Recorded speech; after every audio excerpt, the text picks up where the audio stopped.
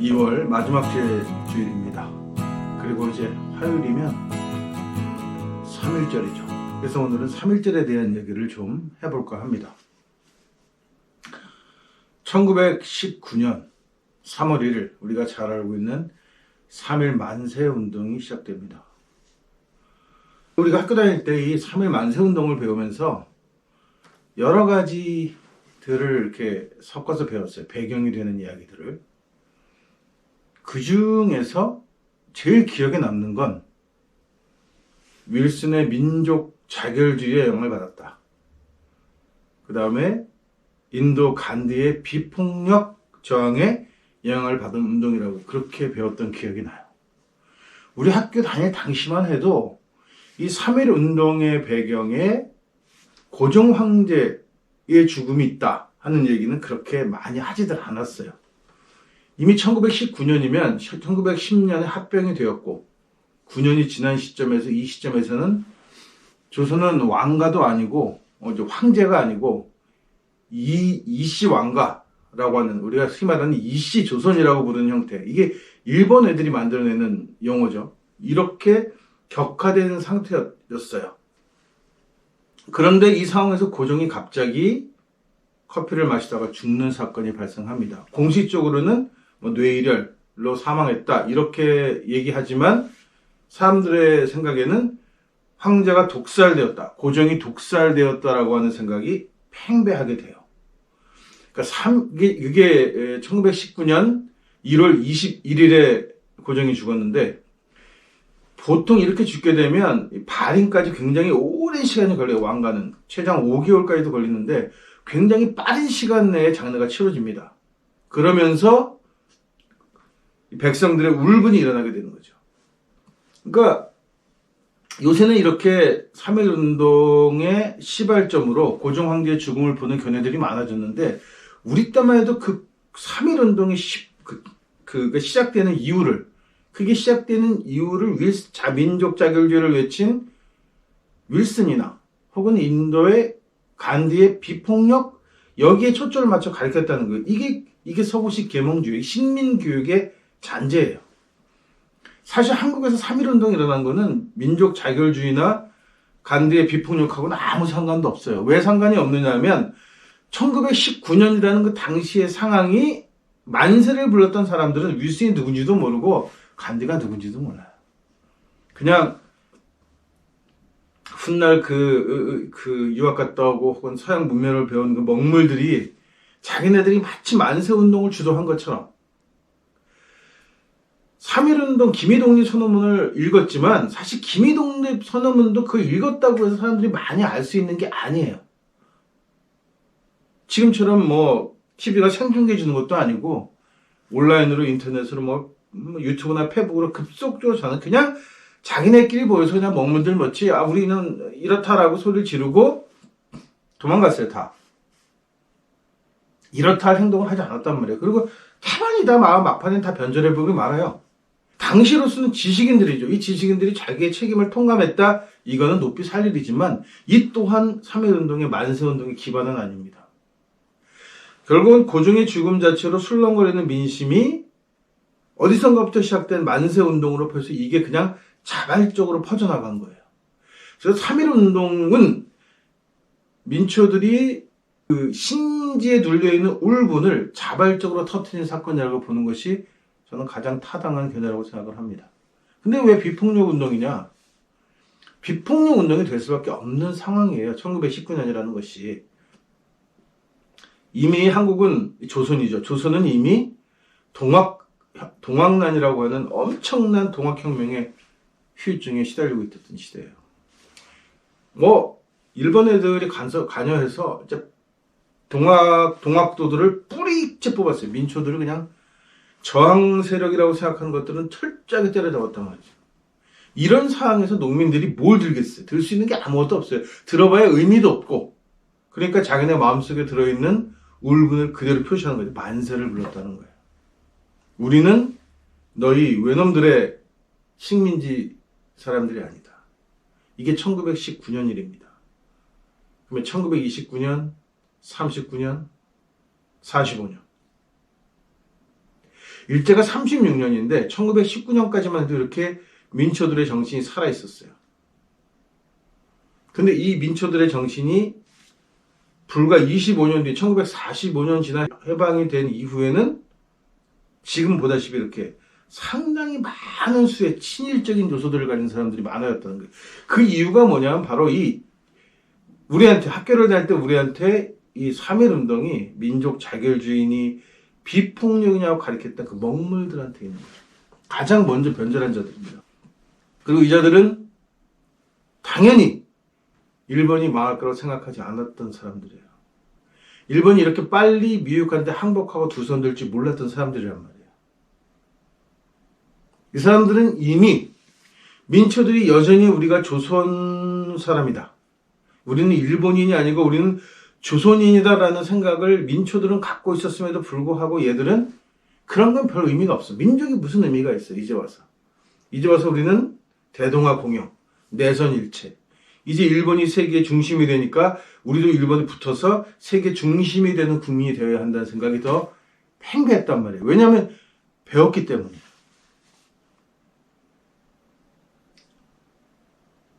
제국주의는 교육을 굉장히 중요하게 생각합니다. 그래서 지금도 세계 곳곳에다가 학교를 세우고 교육 현장을 만드느라고 학교를 보급하느라고 애를 쓰죠. 여기에는 숨겨진 얼굴이 있어요. 물론 국민들을 가르치고 계몽시키고 지적으로 지식을 향상시켜야만 그 민족에게 미래가 있는 것은 분명합니다. 이 당연한 전제에 자기네들 흑심을 숨겨서 파는 거예요. 그 흑심이 뭐냐면 바로 이렇게 식민지에서 노예가 되도록 익숙하게 노예로 바뀌는 제도를 끊임없이 심어주는 거예요. 그래서 동양에서는 자발적으로 뭔가 일어난 일이 없어요. 근대사에서. 다 서양의 영향을 받고 서양의 좋은 생각을 받아들여서 여기서 재생산된 것처럼 이야기한단 말이에요. 아니에요. 동양은 고유의 문화가 있고 교회 정신들이 있다면 그 정신이 서양의 서구의 사상에 눌리지 않고 서구 종교에 눌리지 않고 발현되어 나타나는 것이지 그 영향을 받아서 여기가 없었던 게 생기는 게 아니란 말이에요. 이게 서양 애들이 제국주의 교육을 시키면서 교육이라는 것 뒤에 숨어서 계몽이라는 것 뒤에 숨어서 너희는 야만이고 미개하고 무식해 라고 하는 걸 끊임없이 심어준단 말이에요. 그래서 사람들하고 얘기를 해보면 자기네들이 받은 교육의 사람들이 굉장히 많아요. 우리는 제국주의 교육 시스템에 의해서 식민 교육을 받은 사람들입니다. 그래서 우리 머릿속에 아직도 3.1운동 하면은 민초들이 자발적으로 외세의 침략에 울분을 이기지 못하고 터뜨린 만세 사건이라고 생각하기보다는 윌슨의 민족 자결주의, 간디의 비폭력 때문에 우리는 무기를 들지 않았어. 이런 생각을 먼저 하게끔 만든다는 거예요. 이게 식민교육이에요. 이게 시대를 지나고 나면 민족 정신은 사라져요. 제가 오늘 페북에 설교글 쓴 거에는 그렇다면 과연 식민 지역에서 서구 종교, 기독교 큰 두 파벌인 카톨릭과 개신교 두 개를 보면 어느 쪽 교단이 더 식민 지역에는 치명적으로 위험한가라는 이야기를 했는데 가톨릭입니다. 개신교는 개인 사업자들이에요. 그래서 누가 봐도 이것들이 종교 장사라는 종교 장사치구나 하는 생각을 하게 돼요. 왜냐하면 교회가 개인이 성공하지 못하면 망하는 거거든요. 망하는 교회들 많습니다. 그러다 보니까 이 사람들은 자기 먹고 사는데 바빠요.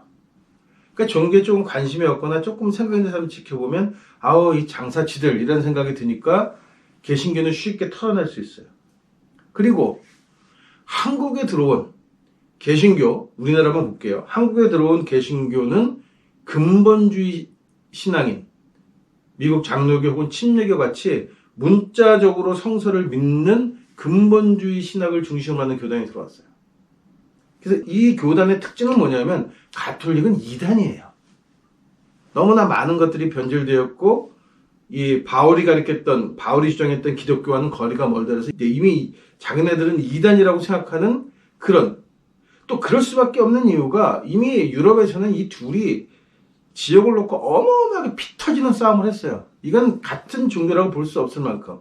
이슬람은 뭐 다른 종교라고 생각했으니까 그렇게까지 싸웠다고 치지만 이슬람이 사라진 뒤에 가톨릭의 주적은 개신교였단 말이에요. 그래서 이게 거기서만 싸운 게 아니라 식민지까지 나와서까지도 막 치열하게 싸움질하고 치고 맞습니다. 그러니까 개신교 같은 경우에는 그렇게 가리키는 거예요. 그래서 카톨릭하고는 거리를 두고 있는데 이게 조그만 개인 사업자 되다 보니까 일정 시간이 지나면 본색이 금방 드러나요. 반면에 가톨릭은 세계적인 조직을 가진 거대 그룹이죠. 이 전국구 족보 같단 말이에요.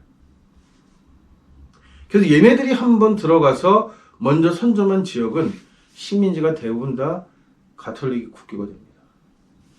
남의 민족의 종교가 타 민족의 종교가 들어와서 그게 국교가 되거나 혹은 국교의 역할을 하거나 혹은 가장 많은 신자 수를 보유한 종교가 된다는 건 무엇을 의미하는가 하면 그 민족의 문화가 말살되고 있다는 걸 의미하는 거예요. 그러면 가톨릭이 그런 사업적인 분야에 있어서의 문제 때문에만 더 잘 정착하느냐? 그렇지 않아요.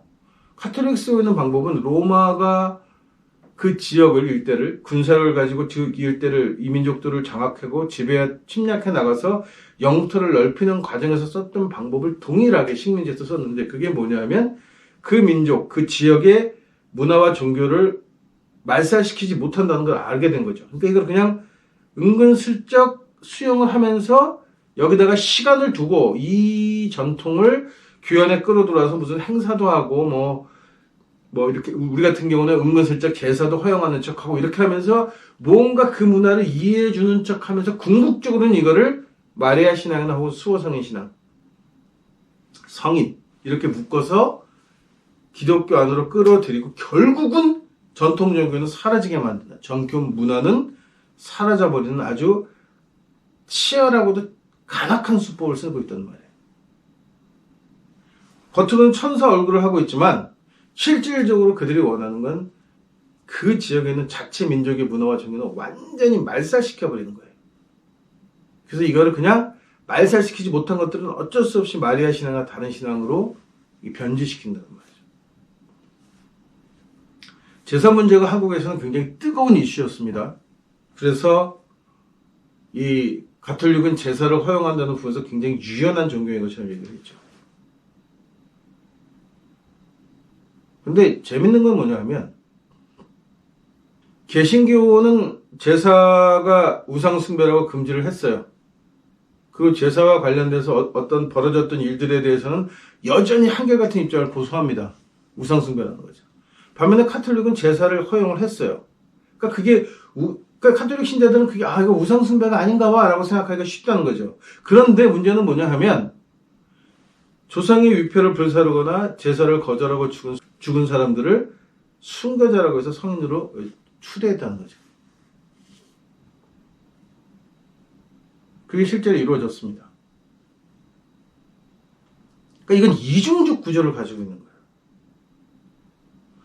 전통 문화를 버린 사람은 성인으로 추대를 하고 그 문화 중에서 자기네들이 포교 활동을 하거나 하는데 문제가 될 것 같거나 혹은 너무나 뿌리 깊어서 잘 건드리기 어려울 것 같으면 은근슬쩍 수용해서 자기네들은 굉장히 포용심 있는 종교인 척하고 굉장히 위험한 거예요. 2월 14일이 발렌타인데이 이렇게들 많이 알고 있는데 사실은 또 하나의 큰 사건 도마 안중근 의사가 이토 히로부미 2등 방문을 하얼빈역에서 총살한 사건이 있었죠. 일본이 평가하는 인물 중에서 2등 방문 이토 히로부미는 굉장히 아깝게 생각하는 사람입니다. 희생당한 걸, 죽은 거를. 반면에 우리 식민지 입장에서는 그놈이 죽었기 때문에 우리 조선이 독립할 수 있는 기회를 독립했을 때 아니면 우리가 일본이라는 존재를 더 확실히 각인시킬 수 있는 기회가 된 거예요. 이토 히로부미의 전략은 카톨릭이 쓰는 전략과 동일합니다. 굉장히 온건한 정책을 펴요. 마치 조선을 이해하는 척, 조선의 문화를 인정하는 척 이렇게 하면서 은근슬쩍 동화시키는 거예요. 내선일체죠.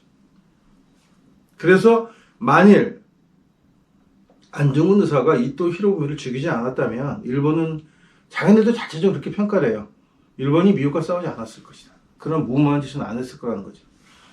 아주 상식적으로 우리 입장에서 보면 원흉이지만 일본 입장에서 볼 때는 굉장히 일본의 미래를 생각하고 세계 정세를 잘 읽어내고 어떻게 하는 것이 일본이 더 영구히 식민지를 지배할 수 있는 방법인가를 잘 알고 있었던 이토 히로부미가 죽고 난 뒤에 개또라들만 남게 돼요.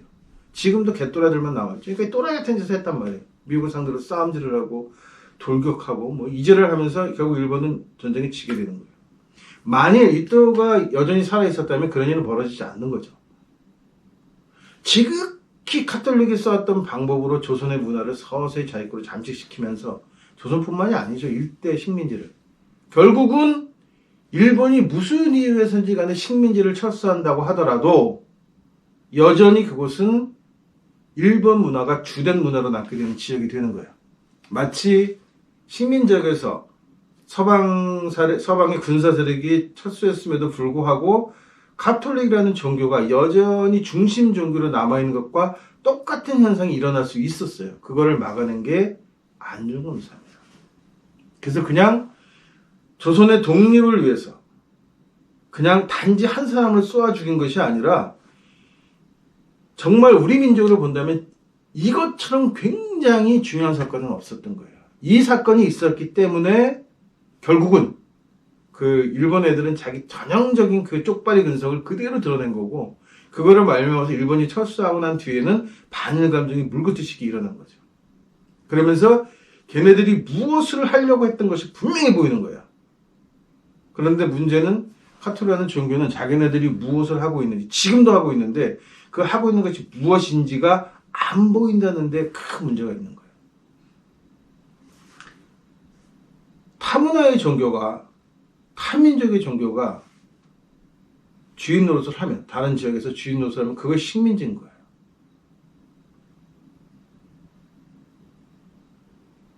내 문화가 없고 내 종교 대신에 다른 민족, 서구의 종교가 주 종교라고 하면 그것이 식민지인 거예요.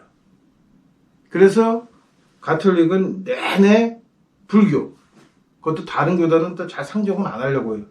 한국에서 제일 크다고 하는 조계종만 상대로 친근감을 보이는 이유가 거기에 있는 거죠. 싸워서 이길 수 없는 적과는 싸우지 않는다. 친구인 척한다. 그리고 기회가 되면 그냥 먹어버린다. 이게 서양 애들이 갖고 있는 전형적인 형태의 침략 방법이고 제국주의 방법이고 그 방법을 만들어내고 고안해내고 그것을 한편으로는 정치적으로 또 가장 문화와 이 종교를 말살시키는 정치에 가장 앞장섰던 교단이 가톨릭이에요. 우리가 이 정체를 분명하게 모르면 한국에서 기독교가 어떤 해악을 끼치는 종교인지를 모르게 되는 거예요. 그리고 어느 순간 우리 민족의 뿌리인 종교와 문화를 상실해버리고 마는 겁니다.